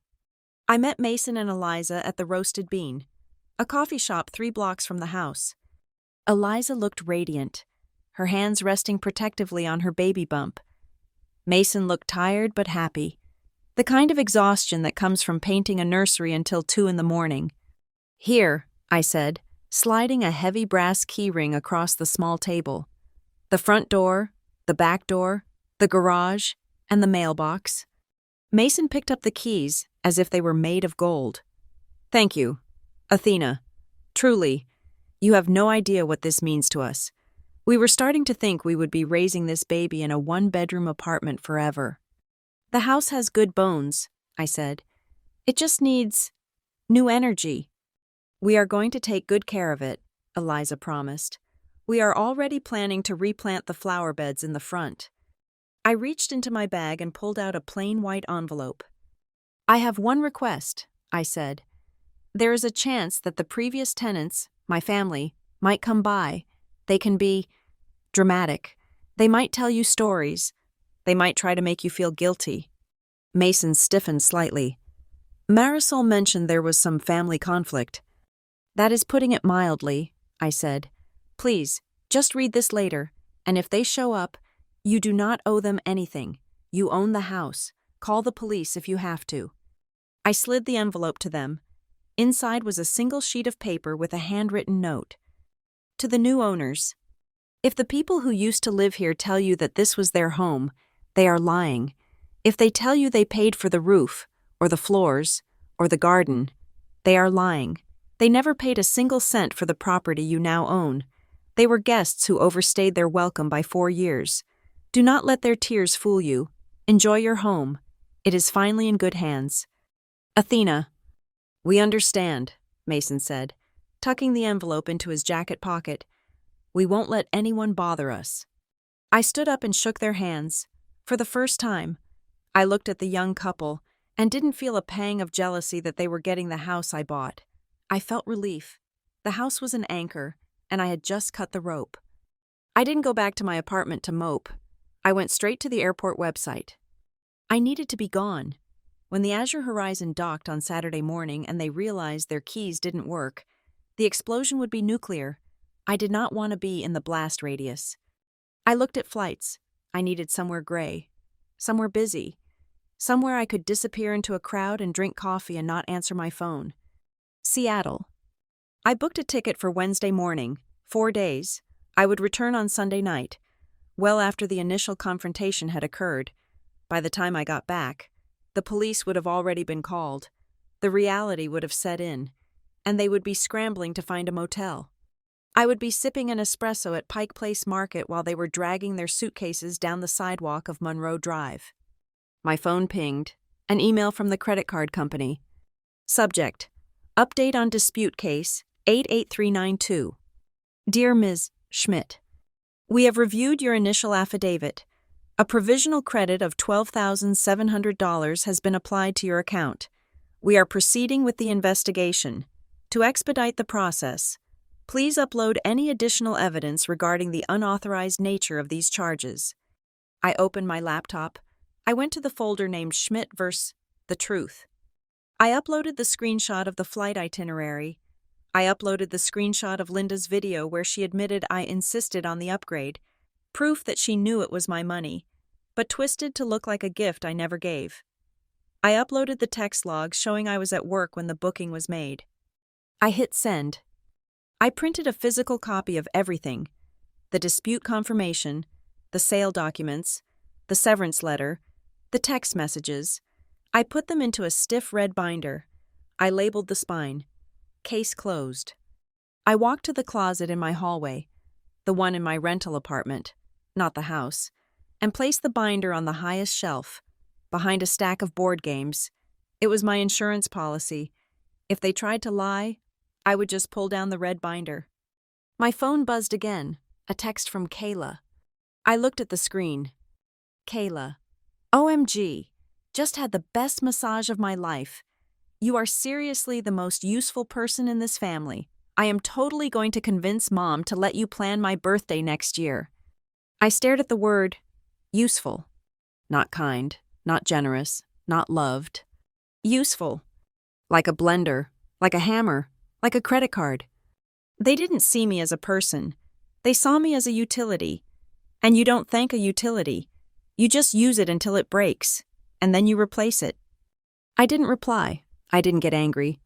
I took a screenshot of the text. I opened my email and forwarded it to Jade. Subject: Evidence of mindset. Jade, add this to the file. If they claim they thought I was gifting this out of love, this text proves they view my finances as a tool for their enjoyment. I hit send. The sun was setting as I drove past Monroe Drive one last time. I didn't slow down, but I looked. The house was glowing. The warm yellow light from the living room spilled out onto the lawn. It looked cozy. It looked inviting. Through the big bay window, I could see silhouettes. Mason was standing on a ladder, hanging something on the wall. Eliza was pointing, directing him. They were laughing. It looked like a home. It had never looked like that when my parents lived there. When they were there, the windows were always dark because Linda didn't want to waste electricity, and the vibe was always heavy with unsaid grievances. Now it was light. I expected to feel sad. I expected to mourn the loss of the asset, the loss of the dream I had when I signed those papers 4 years ago. But as I watched the new owners claim the space, I felt my chest expand. I wasn't losing a home. I was shedding a skin. I turned the corner, leaving the house on Monroe Drive behind me. I didn't cry. I didn't look back in the rearview mirror. I just turned up the radio and drove toward the highway. Seattle was waiting, and for the first time in 33 years, I was flying solo. The timeline of the explosion was reconstructed later. I pieced it together from the time-stamped police report, the text messages from a gleeful Marisol, and the frantic voicemails that flooded my phone like a tidal wave. But I know my family. I know the script they follow. I can see the scene on Monroe Drive as clearly as if I were standing on the lawn, watching the final act of their delusion crash into the concrete reality I had built. It began on Saturday morning. The Azure Horizon docked, vomiting thousands of sunburnt, exhausted tourists back onto land. My family disembarked, dragging their expanded luggage, stuffed with duty-free liquor and souvenirs bought with my money, through customs. According to the time logs, they took a taxi from the airport. I can imagine the ride. Linda would have been complaining about the humidity, fanning herself with a brochure. Kayla would have been scrolling through her photos, declaring that she needed to sleep for 14 hours straight in her bed because the ship mattress was too firm. Greg would have been grumbling about his back, eager for his recliner. They were high on the fumes of a luxury life they hadn't earned. When the taxi pulled up to 247 Monroe Drive, the meter likely read something around $60. The driver, a man just trying to do his job, probably waited for a tip. $60? Greg would have sputtered, counting out crumpled bills from his wallet. That is highway robbery. The route you took was inefficient. Just give him $5, Greg, Linda would have snapped. We need to get inside. I need a shower. $5? Greg would have balked. For driving a car, $2 is plenty. They had just spent $12,700 of my credit on a week of excess, but they argued over $3 for a working man on their front curb. That is the Schmidt legacy, penny pinching with their own cash. kings and queens with everyone else's. They hauled their suitcases up the driveway. They didn't notice the for sale sign was gone. Why would they? They didn't notice the flower beds had been weeded and mulched. They never paid attention to maintenance. They only saw the destination, their free ride. Kayla reached the front door first. She dropped her carry-on bag with a heavy thud. "Home sweet home," she sighed. "I am going to order a pizza. Athena can pay for it when she gets off work." She fished her keyring out of her purse. It was a glittery, resin thing. She slid the key into the lock. It went in halfway and stopped. "Ugh," Kayla groaned. "Stupid lock. Dad, the key is sticking again." "Jiggle it," Greg called out from the bottom of the steps, wrestling with the large suitcase. "You have to lift it up and twist to the left. Old house." Kayla jiggled it. She twisted it. She jammed it. "It is not going in," she whined. Linda walked up the steps, her heels clicking on the concrete. "Move over. You have no patience." Linda took the keys. She tried hers. Clunk. It hit the same metal barrier. The pins inside the cylinder did not align. The key was useless. "That is weird," Linda laughed, a nervous, high-pitched sound. "Maybe the humidity warped the wood? Or maybe the house is jealous we left it alone for so long." They laughed. They actually stood on the porch and laughed, thinking the inanimate object was punishing them with a temper tantrum. "Just ring the bell," Greg said, wiping sweat from his forehead. "Maybe Athena is there checking the mail." Kayla pressed the doorbell. Ding-dong. They waited. Footsteps approached from the other side. Heavy, purposeful steps. The lock clicked. The smooth, oiled sound of a brand-new mechanism turning effortlessly from the inside. The door swung open. But it wasn't me. It was Eliza Rowe. She was wearing an oversized t-shirt covered in specks of cloud-white paint. Her hair was tied up in a messy bun. Her 7-month baby bump was prominent against the fabric of her shirt. She held a paint roller in one hand. She blinked, looking at the 3 tanned, luggage-laden strangers crowding her porch. "Can I help you?" Eliza asked. Her voice was polite but firm. The laughter died instantly.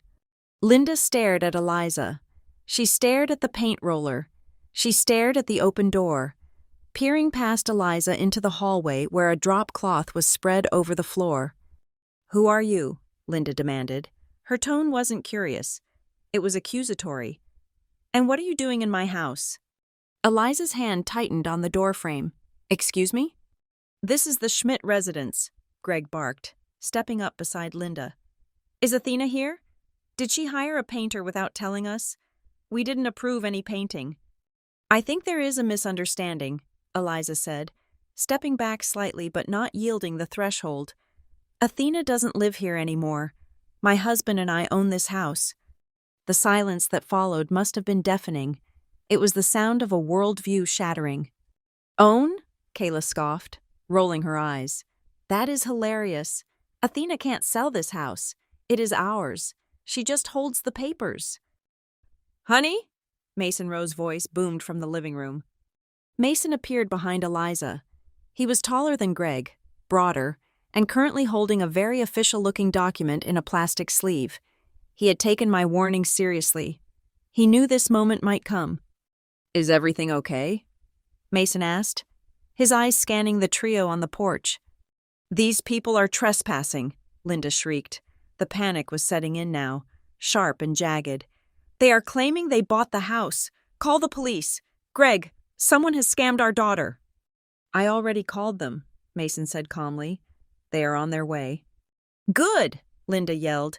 "You will be in jail by dinner. You can't just break into people's homes and paint the walls. This is my house. My daughter bought this for us." She tried to push past Eliza. Mason stepped in front of his wife, blocking the doorway like a wall. "You are not coming inside," Mason said.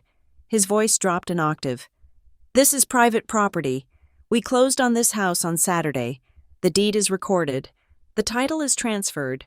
Athena Schmidt sold it to us." "She can't!" Linda screamed, her face turning a mottled red. "She doesn't have the right. She is just the placeholder. It is family property." A siren wailed in the distance, getting louder. A police cruiser turned the corner onto Monroe Drive, lights flashing but siren cutting off as it pulled up to the curb. 2 officers stepped out.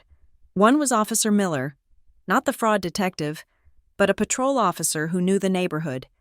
"What is the problem here?" Officer Miller asked, walking up the driveway, his hand resting near his belt.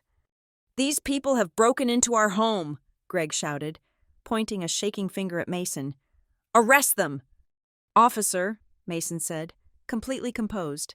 He held out the plastic sleeve. "Here's the deed of sale, here's the transfer of title, and here's a copy of the letter from the previous owner stating that these individuals have no legal claim to the residency." Officer Miller took the documents. He adjusted his glasses. He read the top page. He flipped to the signature page. He looked at the notarized stamp. "This looks in order," Officer Miller said. He looked at Greg. "Sir, this document says Athena Schmidt sold this property to Mason and Eliza Rowe on the 14th of this month." "That is a lie." Linda lunged for the paper. "She wouldn't. She is a good daughter. She knows this is our home." "Ma'am, step back," Officer Miller warned. "Is your name on the deed?" "Well, no, but—" "Is your husband's name on the deed?" "No, we had credit issues. So Athena—" "Then you do not own this house," Officer Miller said. The law was blunt. It did not care about emotional manipulation. It did not care about family understandings. It cared about the name on the line. "The legal owner sold the property. You are trespassing. You need to remove your belongings from the porch and vacate the premises." "But we live here," Kayla wailed, tears finally streaming down her face as the reality hit her. "My stuff is in there. My bed." The previous owner stated the house was sold as is, with all abandoned property included, Mason said. "But we are not monsters. We put some personal items in boxes in the garage. You can take those, but you are not coming inside." By now, the neighbors were out. Dolores Parker was standing on her lawn, arms crossed. 3 other neighbors were watching from their driveways. They were witnessing the fall of the house of Schmidt. Greg looked around, seeing the audience, his face twisted into a mask of pure, impotent rage. "Ungrateful!" he bellowed, screaming at the sky, screaming at me across the miles. "After everything we did for her, we raised her, we fed her, and she throws her own parents onto the street like dogs. She is a devil, a devil." He looked at Dolores Parker, seeking an ally. "Dolores, you know how much we did for that girl." Dolores looked at Greg. She looked at the suitcases. She looked at the police officer holding the valid deed. She shook her head slowly. She didn't say a word. She just turned around and walked back into her house, closing the door firmly. The judgment was final. "Let's go," Officer Miller said, gesturing to the sidewalk. "Move it along, folks, or we will have to discuss disturbing the peace." Defeated. Linda grabbed the handle of her suitcase. She was sobbing now. Ugly, gasping sobs mixed with curses. "I will kill her," she muttered. "I will kill her." They dragged their luggage down the driveway. The wheels clattered loudly on the concrete, the sound echoing in the silence of the neighborhood. They stood on the public sidewalk, 3 people dressed for a tropical paradise, shivering in the Illinois wind, with absolutely nowhere to go. 2,000 miles away, in a hotel room near the Seattle waterfront, my phone began to vibrate. It was sitting on the nightstand, face up. Incoming call. Mom. I watched the screen light up. I didn't reach for it. It stopped. Then it started again. Incoming call. Dad. Then a text message popped up from Kayla. "Kayla. You bitch! You actual psycho bitch! Where are you? The police are here. Fix this now." I sat in the armchair by the window, looking out at the gray waters of Puget Sound. A ferry was cutting through the mist. My phone buzzed again, a voicemail notification. I picked it up. I didn't answer the live calls, but I listened to the voicemail Linda had just left. Her voice was distorted, breaking up, oscillating between rage and terror. "Athena, pick up the phone. I know you are there. How could you do this? The police. They kicked us out. We are on the street. Greg is having chest pains. If anything happens to him, it is your fault. You ungrateful little brat. I carried you for 9 months. You owe us. You fix this. Call the police and tell them it was a mistake. Tell them you gave it to us. Athena, answer me." The message ended with a click. I looked at the phone. "I don't owe you a thing," I said to the silent room. I swiped the notification away. I opened the settings menu. I scrolled down to focus mode. I selected the profile I had created on the plane. Name, Freedom. Settings, block all calls from favorites. Allow calls only from Jade Parker. I tapped activate. The screen went dark. The vibrating stopped. I stood up and walked to the window. Below me, the city of Seattle was waking up. People were walking to work. Cars were moving. Life was continuing. For 33 years, I had been the load-bearing wall of a house that was rotting from the inside. I had held it up until my spine cracked. Today, I had finally stepped away. The collapse was loud. It was messy. It was destructive. But I wasn't under the rubble anymore. I put on my coat. I grabbed my room key. I was going to go find a bookstore. And for the first time in my life, I wasn't going to check my phone to see if anyone needed me. I returned to Cedar Ridge 4 days later. Not to the house on Monroe Drive, but to a rented conference room in Jade's law firm. The air conditioning was set to 68 degrees, cold enough to keep tempers from boiling over, or at least that was the theory. I sat at the head of the long mahogany table. Jade was to my right, a silent sentinel in a charcoal suit. When the door opened, the receptionist did not announce them. They simply stepped aside. Greg and Linda walked in first. They looked nothing like the sun-kissed vacationers who had boarded the cruise ship a week ago. They looked haggard. Linda's hair was pulled back in a severe, messy bun, her roots showing. Greg was wearing a wrinkled polo shirt, his face unshaven and gray. They smelled of motel soap and desperation. Kayla trailed behind them. She was wearing sunglasses indoors, her arms crossed tight over her chest. She didn't look at me. She slumped into the chair furthest from the head of the table. Linda didn't sit. She stood behind the chair, gripping the leather backrest until her knuckles turned white. Her eyes were red-rimmed, swollen from days of crying or screaming, or both. "Are you happy?" Linda asked. Her voice was a jagged whisper that quickly rose to a tremble. "Are you proud of yourself? Athena, you have destroyed this family. You humiliated us in front of the entire neighborhood, in front of the police." She slammed her hand down on the table. "We are staying in a Motel 6 off the highway," she screamed. "Your father is sleeping on a mattress that smells like cigarettes. We have nowhere to go. And it is your fault. You did this." I watched her, a week ago. Her screaming would have made me shrink. It would have made me apologize and pull out my checkbook just to make the noise stop. Today, I just saw a woman who was angry that her victim had finally stood up. "Sit down, Linda," Jade said. Her voice was not loud, but it carried the weight of a judge's gavel. "This is not a therapy session. This is a legal meeting. If you continue to scream, security will escort you out, and we will handle this via email." Linda glared at Jade, then at me. She pulled the chair out and fell into it, covering her face with her hands. "My own daughter," she sobbed. "A monster." "We are here to discuss facts," Jade said, ignoring the theatrics. "We are here to look at numbers, because for the last decade, you have operated under the assumption that Athena's finances were an extension of your own. That assumption ends today." Jade reached into her briefcase and pulled out a thick, spiral-bound document. She slid it to the center of the table. "This," Jade said, "is a forensic accounting of every dollar Athena Schmidt has contributed to the household over the last 10 years. Greg leaned forward, squinting at the paper. "We shared expenses," he muttered. "That is what families do." "Open it," I said. Greg flipped the cover. "Page 1, Jade narrated. Utilities, internet, cable, landscaping, all paid by Athena. Page 10 through 15, mortgage payments, property taxes, home insurance, all paid by Athena. Page 20, Credit card bills for emergencies that included designer clothing, electronics, and dining out, paid by Athena. Jade paused. Turn to the last page. Greg flipped to the back. Linda peered over his shoulder. Even Kayla looked up from her lap. The number was printed in large, bold font.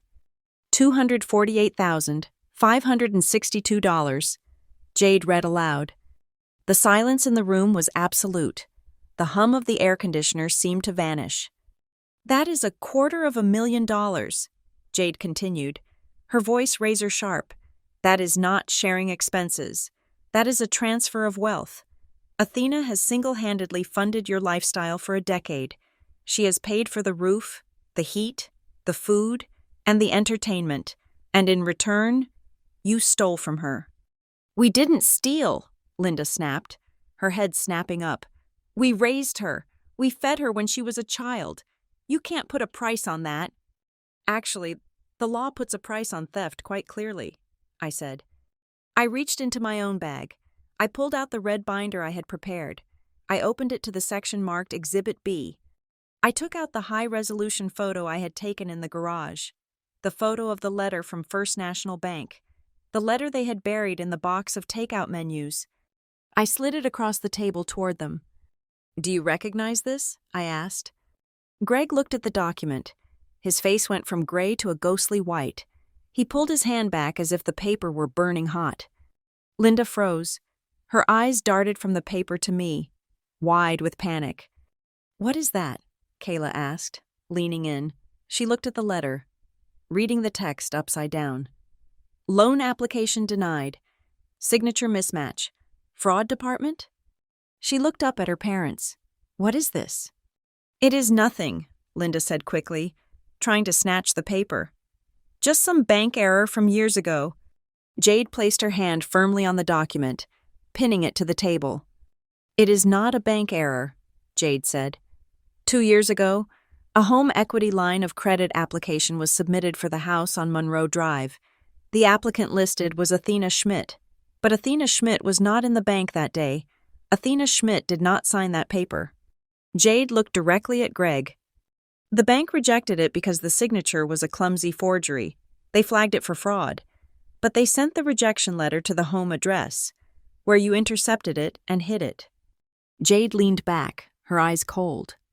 If the bank hadn't caught it, she said, you would have stripped $80,000 of equity out of Athena's house. You would have put her $80,000 in debt without her knowledge. If she had defaulted on that loan, which she likely would have, since she didn't know it existed, the bank would have foreclosed. She would have lost the home 2 years ago. The room felt small, suffocating. Is that true? Kayla asked. Her voice was small, trembling. She looked at her father. Dad? Did you try to forge Athena's signature? Greg looked down at his lap, unable to meet her eyes. We were desperate. Kayla, the business was failing. We needed cash. We were going to pay it back. We just needed a bridge loan. You tried to steal the house, Kayla whispered. She looked at them as if she were seeing strangers. For years, she had bought into the narrative that I was the stingy one, the boring one, the one who didn't want to help. Now, she was looking at the reality. You tried to frame her. It was for the family, Linda shouted, the tears returning. But this time, they were tears of rage. We did it for you, Kayla. To pay for your school. To keep the lights on. We did everything for this family. No, Jade cut in. Her voice was like a whip crack. That is the lie you tell yourselves to sleep at night. You say you did it for the family, but look at the ledger. Look at the numbers. For 10 years, only one person has been sacrificing for this family. Only one person has been paying, and that is Athena. Jade pointed at me. She is the provider. You are the parasites. And when you couldn't bleed her fast enough with guilt, you tried to do it with a pen and a forged signature. That is not love. Linda, that is financial predation. Linda opened her mouth to argue, to scream, to throw another accusation, but nothing came out. The evidence was too heavy. The paper on the table was a smoking gun they couldn't talk their way around. I took a deep breath. This was it. The severance. I am not going to call the police about the forgery, I said. Greg looked up, hope flickering in his eyes. I am not going to send my parents to prison for attempted mortgage fraud, I continued, because I do not want to spend the next 2 years of my life testifying against you. I want to be done. Thank you, Athena, Greg breathed out. Thank you. However, I said, my voice hardening, the credit card dispute stands. I have submitted the affidavit to the fraud department. I have provided them with the timeline. I have provided them with the proof that I was not involved. But that is $12,000, Linda stammered. If they reverse the charge, the collection agency will come after me. My credit score will be ruined. Your credit score is not my problem, I said. You spent the money, you pay the bill. I stood up. I felt 10 feet tall. And as of today, I said, looking at each of them in turn, the Bank of Athena is closed, permanently. I will not co-sign a lease for your apartment. I will not pay for your moving truck. I will not pay your phone bills. I will not be your emergency contact. I looked at Kayla. She was crying silently, her sunglasses in her hand. I hope you figure it out, Kayla, I said gently, but I can't carry you anymore. I turned back to my parents. You spent my entire adult life making me feel like I owed you for my existence, I said. You made me feel like my success was your property, but you forgot one thing. I picked up the red binder. I am your daughter, I said. I am not your life insurance policy. I turned to Jade. I am ready to go. We walked out of the conference room. We didn't look back. Behind us, the silence was heavy, filled only with the sound of a family finally having to pay its own tab. The air in the conference room had become toxic, thick with the invisible fumes of a bridge burning down in real time. My declaration that I was not their insurance policy hung in the silence like a guillotine blade that had finally dropped. Greg was the first to break the silence. His face, usually flushed with the arrogance of a man who believed the world owed him a living, was now pale and contorted. He stood up, his chair scraping violently against the floor. If you walk out that door, he spat, his voice shaking with a mix of rage and genuine fear. Do not come back. You are ungrateful. You are cruel. As far as we are concerned, we have no daughter named Athena. Linda nodded beside him, clutching her purse like a shield. You heard your father. You are dead to us. Do not call us when you are lonely. Do not come crawling back when you realize that money doesn't buy family. I looked at them. For 33 years, those words would have shattered me. They would have sent me into a spiral of guilt, scrambling to write a check just to buy back their affection. But today, standing on the other side of the truth, I felt weightless. You know what? I said, my voice steady and calm. For the first time in my life, I think we actually agree on something. I turned my back on them. I didn't wait for a retort. I didn't wait for the inevitable tears. I walked to the door, opened it, and stepped out into the cool, neutral hallway of the law firm. I was halfway to the elevator when I heard the rapid clicking of heels behind me. I stopped. I didn't turn around immediately. I braced myself. I expected Linda to come clawing at my arm, or perhaps to throw a shoe. I expected more screaming. Athena, wait. It wasn't Linda. It was Kayla. I turned slowly. My sister was standing 10 feet away. She had taken off her sunglasses. Her eyes were puffy, and her mascara was smudged. But the expression on her face was new. It wasn't the vacuous entitlement I was used to. It was terror, clarity. She looked back at the closed door of the conference room, then at me. They really did it, didn't they? She whispered. They really tried to forge your signature. Yes, I said. They did. Kayla hugged her arms around herself. And they spent all that money on the trip, knowing they couldn't pay it back. Yes. Kayla took a shaky breath. She looked small. For the first time, I didn't see the golden child. I saw a woman who was realizing that the safety net she had been bouncing on for her entire life was actually a spider web, and the spider was hungry. I can't go to the Motel 6 with them, Kayla said. Her voice was trembling. but her words were calculated. If I go with them, I am going to drown. They will drag me down with them. Dad is already talking about how I need to get a loan to help them out. She stepped closer. She didn't reach out to hug me. She didn't apologize for the years of bullying. She didn't say she was sorry for the credit card fraud. "Can you give me Jade's number?" she asked. "I need a lawyer. I need to separate my credit from theirs before they ruin me too." It was the first smart thing she had said in a decade. I reached into my pocket and pulled out one of Jade's business cards. I held it out.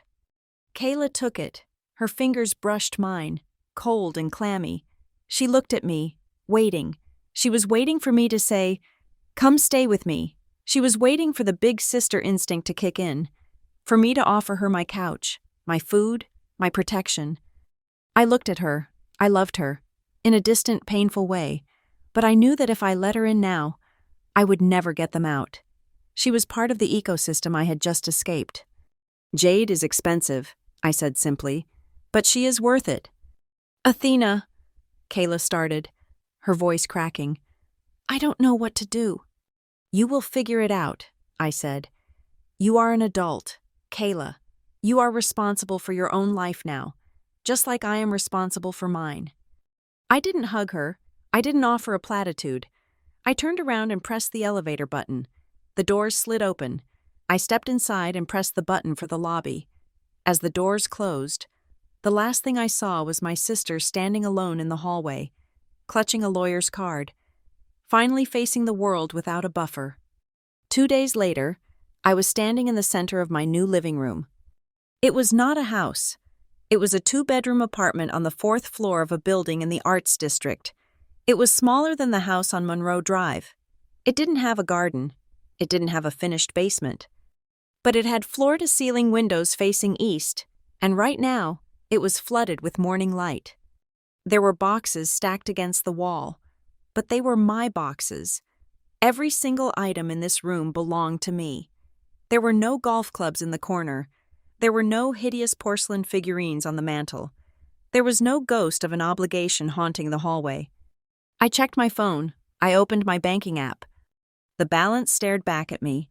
The wire transfer from the sale of the house had cleared that morning, after paying off the mortgage, the closing costs, and the expedited fees for Marisol.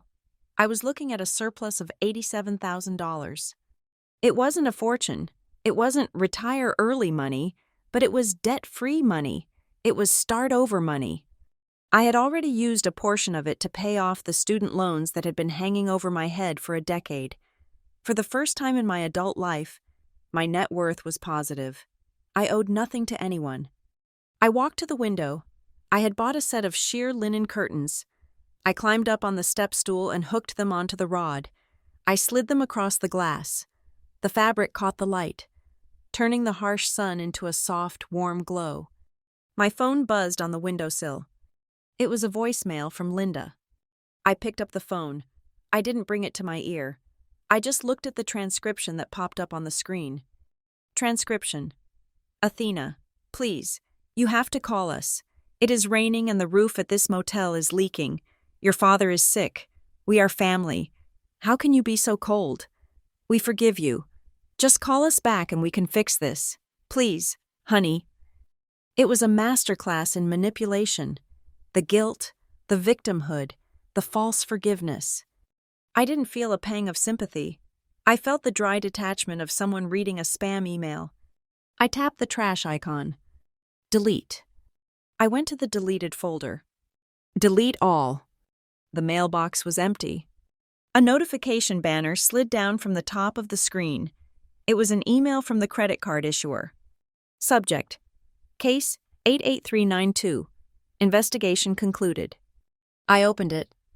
Dear Miss Schmidt, we have completed our investigation regarding the dispute for $12,700. Based on the affidavit provided and the supporting evidence regarding unauthorized access, we have ruled in your favor. The liability for this charge has been permanently removed from your account. Please note, the debt has been transferred to the individual identified as the unauthorized user, Linda Schmidt. We will be pursuing collection activities against this individual directly. I let out a breath I didn't know I was holding. It was over. The financial umbilical cord wasn't just cut, it was cauterized. I walked over to the kitchen island. Sitting there was the red binder I had carried into the meeting. Schmidt versus the truth. I opened it one last time. I printed a copy of the final email from the bank. I punched 3 holes in the paper and snapped it into the rings at the very back. I closed the binder. I took a black marker and wrote on the spine, "Closed, 2024. I walked to the filing cabinet I had bought for the new office. I opened the bottom drawer, the one I wouldn't need to open very often. I slid the binder in, right at the back. I slammed the drawer shut. The sound was satisfying, a solid, heavy thud. I picked up my phone one last time and walked out onto the balcony. The city was waking up below me. I could hear the distant hum of traffic, the sound of a siren miles away. The air was crisp. I opened my contact list. I scrolled to Dad, block caller. I scrolled to Mom, block caller. I scrolled to Kayla. My thumb hovered for a second. I thought about her in the hallway. I thought about the lawyer's card. Then I remembered the text about the magnet. Useful, block caller. I put the phone down on the small bistro table. I leaned against the railing, looking out at the horizon where the sun was climbing higher, burning off the last of the morning mist. I closed my eyes and let the sun hit my face. It felt different today. It didn't feel like a spotlight interrogating me. It felt like fuel. For 33 years, they treated that house like a cage, and me like the obedient little bird. I whispered to the wind, the words tasting like freedom. They forgot that the name on the deed is the only hand that holds the key to the cage. And now, I've flown. I turned around, picked up my empty coffee cup, and walked back inside my apartment. I locked the glass door behind me, turning the latch with a sharp click. I was safe. I was solvent. And for the first time in the history of the Schmidt family, I was free. Thank you so much for listening to my story. It was a long journey to get here, but I am finally in a good place. I would love to hear from you. Where are you listening to this story from? Please leave a comment below and let me know your thoughts on how I handled my family. Do you think I was too harsh, or did I do the right thing? If you enjoyed this story and want to hear more about justice being served, please subscribe to Lila Revenge Stories. Hit that like button and smash the hype button to help this video reach more people who might need the courage to break free from their own toxic situations. See you in the next story.